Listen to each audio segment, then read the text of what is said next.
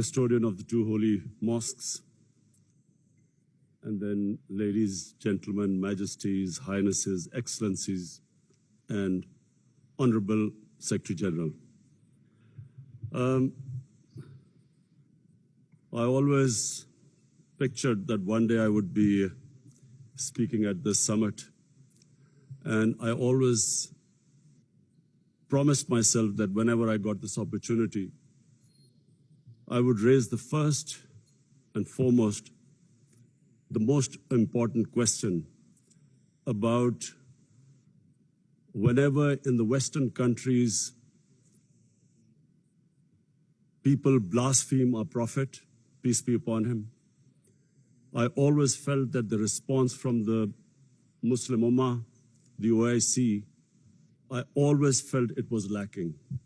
And therefore, I wanted to use this platform that the OIC owes a responsibility. Us heads of the states, we have a responsibility to the Muslim world. When anyone in the Western world blasphemes our Prophet, peace be upon him, it is a failure of the OIC that we have not been able to explain to the Western countries that the love and affection that we feel for our Holy Prophet, that how he lives in our hearts. It was up to us to explain to the Western people that the amount of pain they cause us when they ridicule or mock our Holy Prophet. And we must know that in the West, people do not treat religion the way the Muslim world treats Islam. We live our religion. In the Western world, they have a completely different attitude to the way they approach religion. And so therefore, on this, Mr. Chairman, I would like to say from this platform that we must, in the forums like the United Nations, forums like the European Union, we must explain to them that they cannot hurt the sentiment of 1.3 billion people under the garb of freedom of expression. The Jewish community has very successfully explained to the world that any misinterpretation of the Holocaust gives them pain.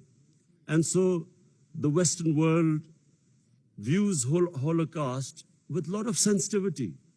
But that sensitivity is lacking when they come to talking about our Holy Quran or our Prophet, peace be upon him.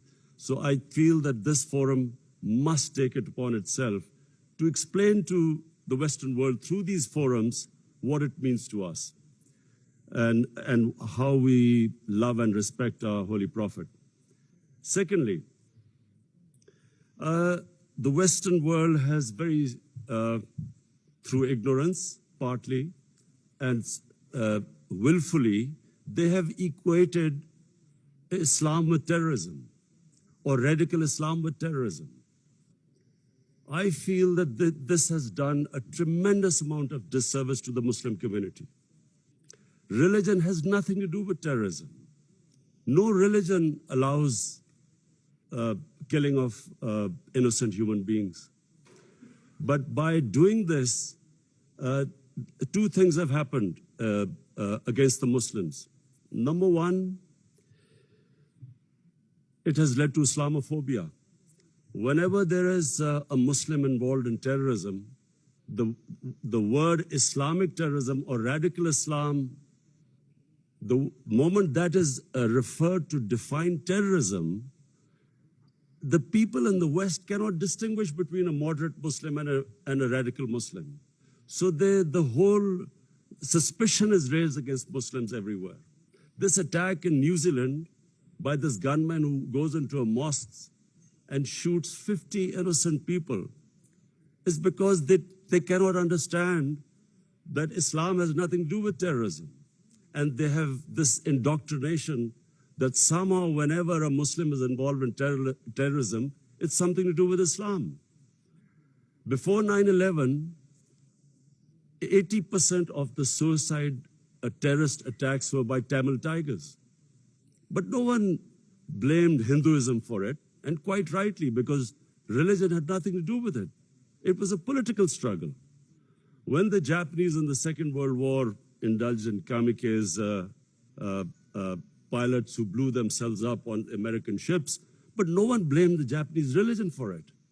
So this is my second point. I feel that it causes Islamophobia because we, the heads of Muslim states, have not been able to explain to the West, not powerfully enough, that Islam has nothing to do with terrorism. Political struggles have everything to do with terrorism. And the second disadvantage which the Muslim world has as a result of this, I'm afraid is that Muslim freedom struggles or Muslim freedom political struggles are delegitimized when they are termed as because of Islamic radicalism. For instance, after 9/11, the people of Kashmir have been conducting a political struggle for their freedom. But after 9/11, it was oppressed, calling it Islamic radicalism and Islamic terrorism. Similarly, the Palestinians. After 9/11, the Palestinians were oppressed, using, the Israeli government used the word Islamic terrorism. So this is my second point.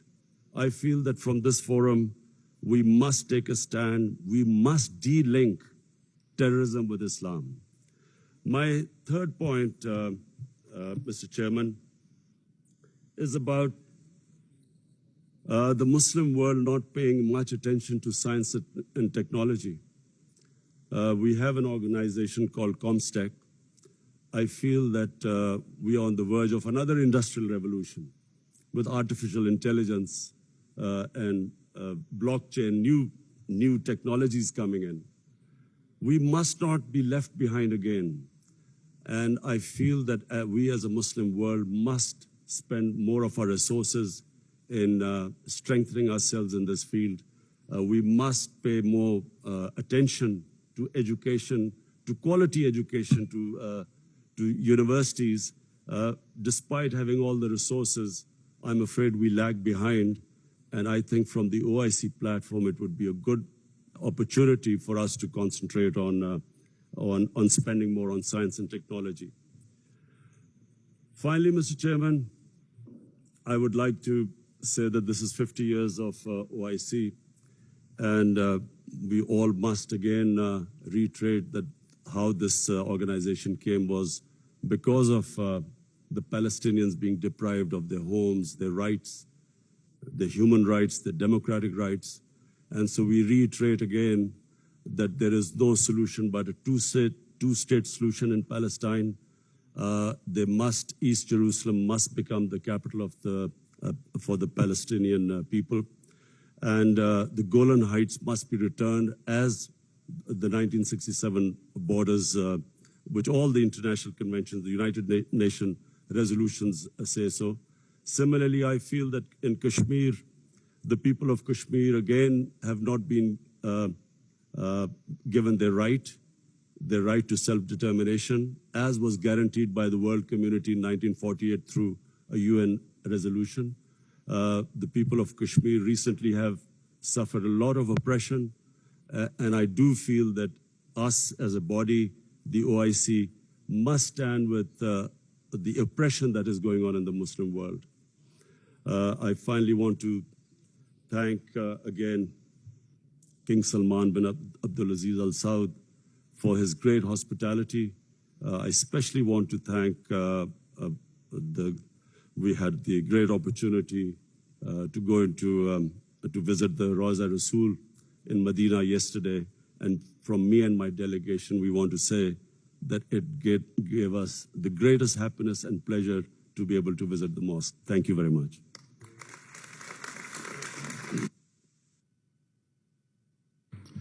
أصحاب الجلالة والفخامة والسمو، نتمنى منكم الاختصار الشديد لأنه من الواضح. His Highnesses, Excellencies, you are kindly requested to be concise. We will not be able to give the floor to everyone. I now give the floor to the President of Kyrgyzstan.